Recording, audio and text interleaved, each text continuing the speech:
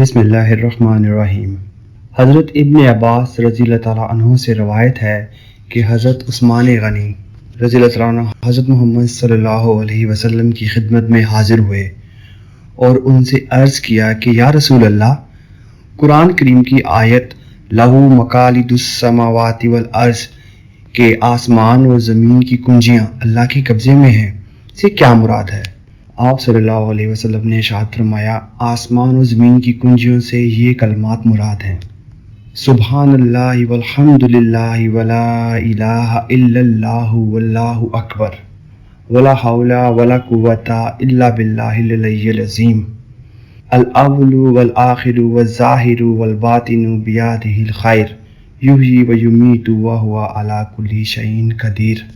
اے عثمان، جو شخص یہ کلمات صبح و شام 10 دفعہ پڑھے گا، اللہ تعالیٰ اس کو 6 نعمتوں سے نوازیں گے۔ نمبر 1، شیطان اور اس کے لشکر سے اس کی حفاظت کی جائے گی۔ نمبر 2، اس کو اجر و ثواب کا بڑا ڈھیر دیا جائے گا۔ نمبر 3، حور عین سے اس کا نکاح کیا جائے گا۔ نمبر 4، اس کے گناہ معاف کر دیے جائیں گے۔ نمبر 5، وہ جنت میں حضرت ابراہیم علیہ السلام کے ساتھ ہوگا۔ نمبر 6، 12 فرشتے اس کی موت کے وقت حاضر ہوں گے اور اس کو جنت کی بشارت سنائیں گے اور اس کو قبر سے عزت و احترام کے ساتھ لے جائیں گے۔ اگر وہ قیامت کے ہولناک حالات سے گھبرا جائے گا تو فرشتے اس کو تسلی دیں گے اور کہیں گے کہ گھبراؤ نہیں، تم قیامت کی ہولناکیوں سے امن میں رہنے والوں میں سے ہو۔ پھر اللہ تعالیٰ اس سے آسان ترین حساب لیں گے اور جنت میں لے جانے کا حکم دیں گے۔